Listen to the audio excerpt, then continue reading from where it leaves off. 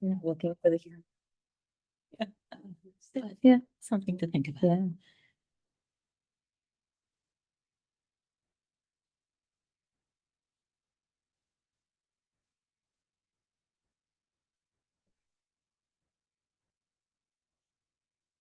Good morning, everyone. I'd like to welcome everybody to our regular library board meeting.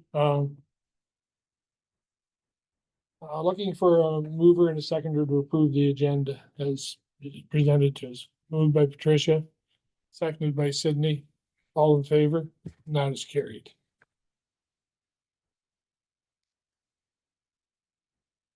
Declaration of pecuniary interest in general nature thereof. Does anyone wish to declare at this time? Seeing none. Minutes of the previous library board meeting, which was held on October 9th.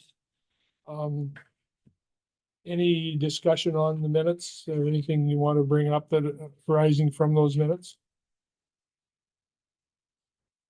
Seeing none.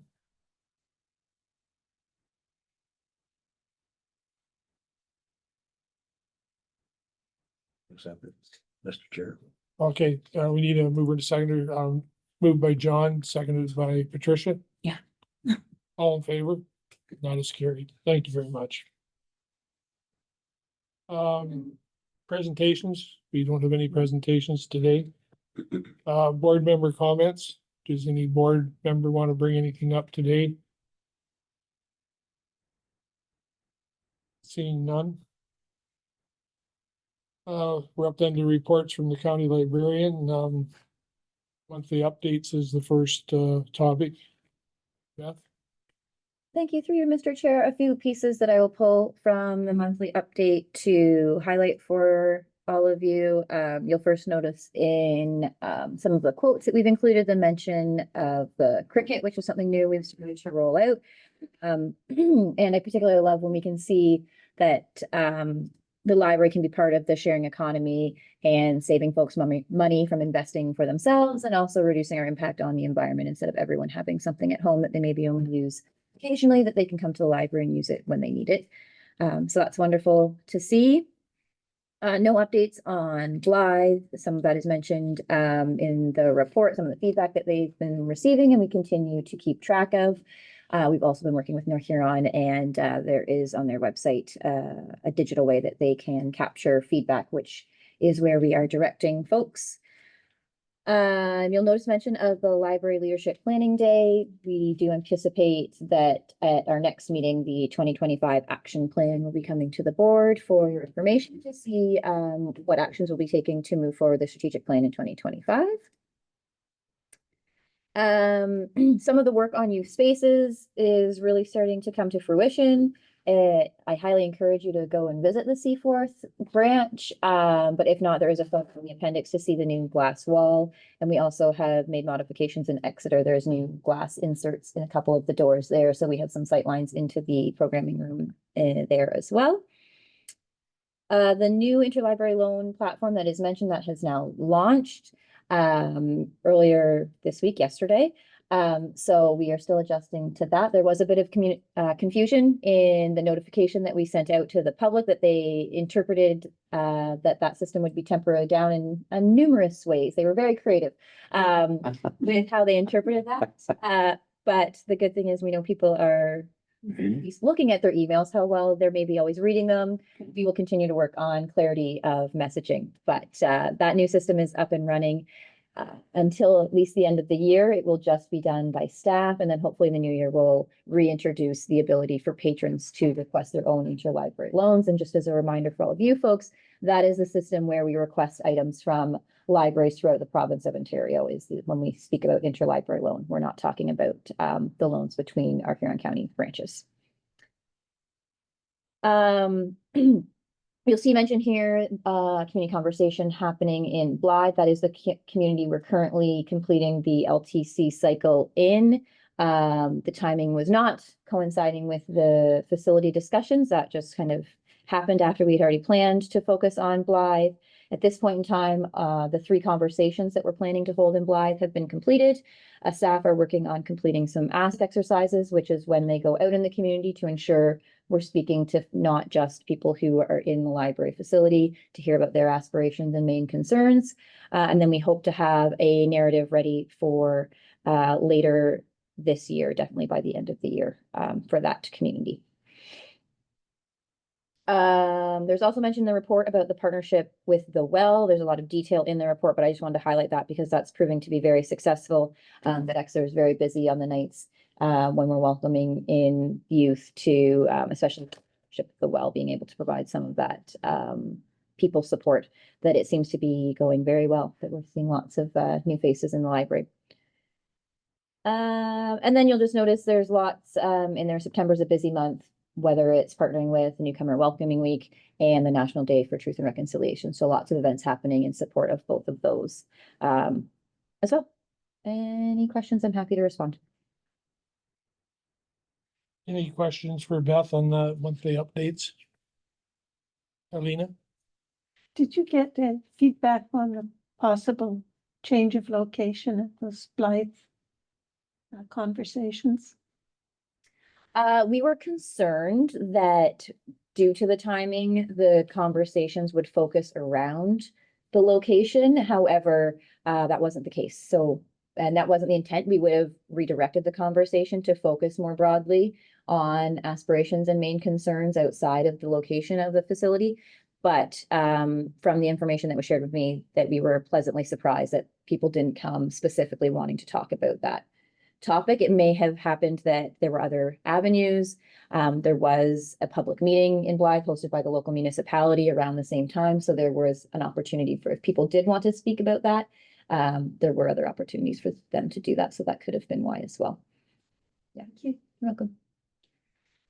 I'll just chime in on that. Being as Howick is sharing a facility or using a portion of a facility like is being suggested at Blythe, there have been some questions from people and how that's working, and we've been at it quite a few years. I don't know how many years, but it's there are definitely some advantages and disadvantages to that, but we don't get presented with many problems from it is all I can say. So I'm kind of neutral on the whole thing, that I think it's a good enough way to go to share these facilities. Or No, thank you, Mr. Chair. And I just wanted to compliment you, Beth. I did not want to let it go unnoticed. Your well-chosen words at the outset of your presentation regarding human beings reading emails and what they read into emails and that sort of thing. I wanted to compliment you. Your choice of the English vocabulary. any other questions or comments on this monthly? Mr. Chairman, just thanks for your staff going out to these fairs, like reaching out to the people at these fairs to make libraries that awareness out there. That's important. And I think it's going to add to the attendance going forward.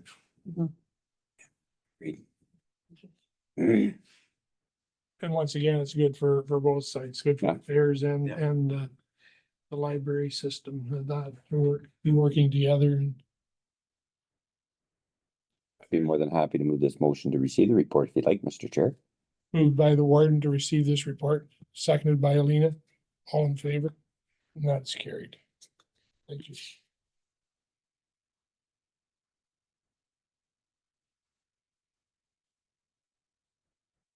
Branch events outside the library hours, Beth? Thank you through you, Mr. Chair. There was a similar report last month. There's another event that will be happening outside of library hours, but within the hours allocated in the current budget to again partner and provide some programming at the library to coincide with the Exeter Santa Claus Parade this coming Saturday. Any questions on that? Good to see that happening again too. Looking for a mover and a seconder to accept that report. Moved by Alina, seconded by Patricia. All those in favor? And that is carried. Accessibility plan. Beth? Thank you. Through you, Mr. Chair, so this is an operational document, but it's been brought to the board just for your information, so you can see what is included in some of our plans. Very proud of the achievements that are listed in there that we were able to accomplish since the last plan, in ways we have been able to enhance accessibility in our programs and services and facilities over the last 4 years. You'll also see that there's a priority list at the end of the plan, and those are areas we hope to focus on in the coming years. You may notice there are a high number of ones that do involve some advocacy to the local municipalities as they own our facilities. So working with them on an ongoing basis to ensure that we're providing library service out of facilities that are as accessible as possible. Any questions for Beth on this, the accessibility? Sydney? Kind of a comment and then followed by a question. The achievements since last review list, I was extremely impressed with how much change the libraries have achieved in this time to make everything more accessible, and the goals as well were phenomenal. I was just, as I was going through it last night and reading everything, I went, it's amazing to see like what changes you guys have made in the spaces, and a lot of things that I had never considered, especially when it comes to, I had to Google what an adult change table was to advocate for that. Changing the height of the shelves was something I'd never really considered, even the spacing between the aisles. So I just wanted to commend again Beth and her team on the work that they're doing, because this is just an amazing achievement and just so impressive that this is a great focus for the library. But the question that I also kind of had related to this was in the accessibility plan under accessibility goals, the second one that says barrier identification, prevention, and removal priorities will be identified and brought forward. Is this one in regards to the board? Because the third one mentions the local municipality, or is this like an internal piece where library staff will review it? That was the only clarification I was looking for on that one. So whether it applies to the board or Yes. facilities. Yes, because on page 28, which is page 2 of this document, it mentioned the exact same statement coincide with the annual budgetary process of the library board. And then when I looked at it in the actual targets, responsibilities, and timelines table, it didn't specifically mention the board. So I wasn't sure if it was internal, like library CEO and staff at the library, or whether it was related to the board's piece. Does that make sense? I believe so. I'll answer you and then you can let me know if Okay. I've misinterpreted your question. I would say it's almost twofold. This Okay. piece is that I feel like the barrier identification, Mhm. prevention, that piece is staff, and that they need to identify where are these accessibility issues. Mhm. And then it becomes a board piece because, and when I present the library budget next month, you'll see that some of the budgetary pieces are because we need to make adjustments to, for example, right now in Clinton, we're doing new shelving, and that's for many reasons. Part of it is accessibility, Mhm. and that comes with a price tag to purchase new shelving and things like that. So that's how it becomes a board responsibility, is that when I bring forward pieces in the budget that are due to, we need to add X, Y, Z to the branch to make it more accessible. Sometimes that comes with financial implications as well. I think that answers my question perfectly. I just had confusion over whether that was referencing to, as I said, internal staff or the board, and you're saying it's twofold, so it's covering both. Okay. Thank you so much, Beth. You're welcome. Any other questions or comments? Alina? I think this does an excellent job of making libraries accessible for people with physical disabilities. But I was wondering about people with disabilities that are not visible. I know you have large print for people with visual problems, but things such as audible elevators for deaf people. I mean, the obvious example is not being able to hear a fire alarm or something, but all kinds of other children that panic when they hear a loud noise because it's a rocket attack. I'm no expert, but Yeah, and I think you're probably right that there's some bias in this with respect to physical accessibility. We do try to think beyond that, and that's why we have so many people contribute to these, is that they bring their own perspectives and backgrounds and experiences. So there are things in there such as the sensory kits and things like that. So that we are trying to think beyond just physical accessibility. But I would agree that it is heavily weighted to physical accessibility, and that's maybe another piece that we can continue to work on, is acknowledging and identifying areas that can account for other types of accessibility. Yeah, so thank you for your comment. I appreciate it. thank you. Yeah. Any other questions for any of the members about this accessibility plan? I think we all have to realize that this is a living plan, and staff is working at updating this all the time to stay current. And good for you, Helena, to bring up some other points that maybe some of us never even thought too much about. And so that's the good thing about this program, that it's ongoing. Looking for a mover and a seconder to accept this accessibility plan. Helena and John, all in favor? That is carried. Thank you. Board self-evaluation, Beth. Thank you, Mr. Chair. Through you, self-evaluation is considered a best practice. Interestingly, I was working on this and it did come up, if anyone attended the OLS conference recently, they talked a bit about completing self-evaluation. We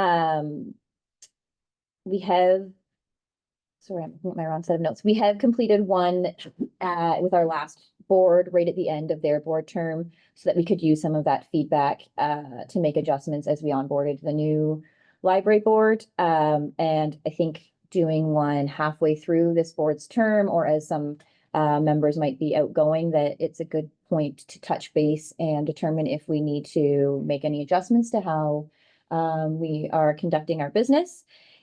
Should we move forward with this, it would be a survey that would take about 10 minutes that would be sent out to all board members, and then I would compile those results and bring them back to the board, aiming for January report with the findings from that survey. Any questions or comments from board members on this self-evaluation? I think that's a good point, bringing something into the middle of a term when some of us are changing, not going to be on the board, and new members. We should have a little bit of time to bring new members up to speed. Mm-hmm. That's very important. Mover and a seconder then to accept this report. Moved by Sydney. Seconded by Alina. All those in favor? That is carried. So next report's on the super conference 2025. Thank you, through you, Mr. Chair. So the OLA Super Conference is an annual event. It draws folks from across Canada. It's quite large. Last year, Helena and Nick attended. I know Patricia's attended in the past. Glenn has been there. So if you have any questions about what it entails or what happens there, you can reach out to staff or any other board members who have attended in the past for their perspective. There is also an option to stay for or just attend on the Saturday, a library board boot camp that is run by OLS. In past years, and I believe it is the same this year, it is not available virtually. That's an in-person portion. Again, please reach out to let me know if you would like to attend. You can book your hotels and registration yourself and expense that, or if you need assistance from staff, we are happy to support you in that. It's a great conference, lots of fun, a chance to interact with staff a little bit as well. I think we're planning to send 6 staff this year, 6-ish. 6. Yeah, so it's a great conference. Any questions from board members? Helena? Yeah, I can confirm that the tremendous value of the conference and the board day is very useful, but meeting people and seeing what's happening in other libraries and just the displays themselves are fascinating. So yeah, I highly recommend it. Any other? Yeah, if I could, Mr. Chair, and I'd concur with that 100%. It was a tremendous experience for me and a real eye opener to attend that and see the vast size of it, of those in attendance and topics that were covered. So it was a great experience. And just like to amplify those comments of Helena's. Any other comments from board members? Looking for a mover and a seconder to accept this report on the super conference. Moved by Patricia. Seconded by Helena. All those in favor? That is carried.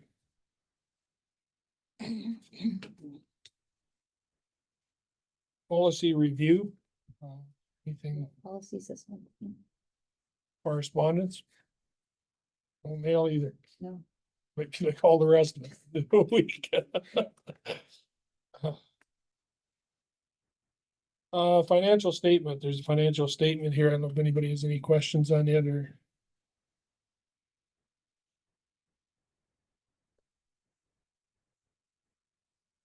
Mover and a seconder to accept this financial statement. Moved by John, seconded by Sydney. All in favor? That is carried. Closed to public session. Nothing. Next meeting of the library board is December 11th, 2024 at 9 a.m. That on your calendars? Mr. Chair? Yes. Could I just make a comment? I maybe should have made it under board member comments, and that's the fact that in the event that this is my last meeting on the library board, I would like to thank Beth, the staff, and all of the other members. I have really enjoyed this. It has been a tremendous eye-opener for me, and I needed that.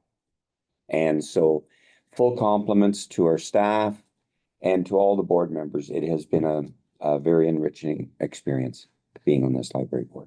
So thank you. And I will just add to that, I am definitely not going to be on the next board. And a real learning experience for me. And the scope and the things you cover and everything, it's just a good learning experience. And I think all counselors need a turn at getting that. And I had 2 years under the last chair, and then I had 2 years here as chair. And so I feel it's time for somebody else to have the good experience too.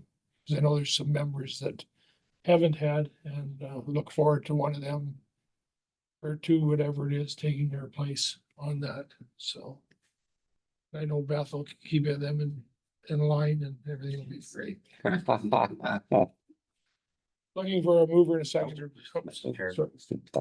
Last week at county council, Susan sent out sheets, what we want to say. And I wrote in, I want to stay on the board, so I'll be the smiling face back here, I hope. Good, very good.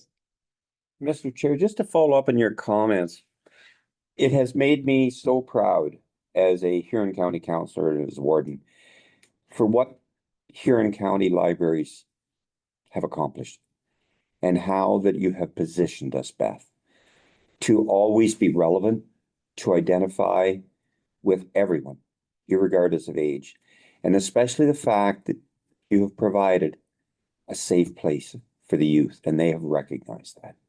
So thank you very much to our staff for the leadership. Not other counties enjoy that same position that Huron County does in our libraries. So thank you very much for that. Thank you. We have an incredible staff that are extremely passionate about what they do and work really hard to make things happen. So we are very fortunate with the staff that we have. Yeah. Thank you. Thank you. Yeah, Mr. Chair. and I would add to that, that you're really respected by the council, like, when you give your reports, why they're well accepted. So I just, congratulate you on that relationship you have. Okay, The teamwork. yeah. That's right. Exactly. Yeah, great. A motion to adjourn. Alina? John? All in favor? It's carried. Thank you. Great efficient meeting, Mr. Chair. Okay, I got through it that. Yeah.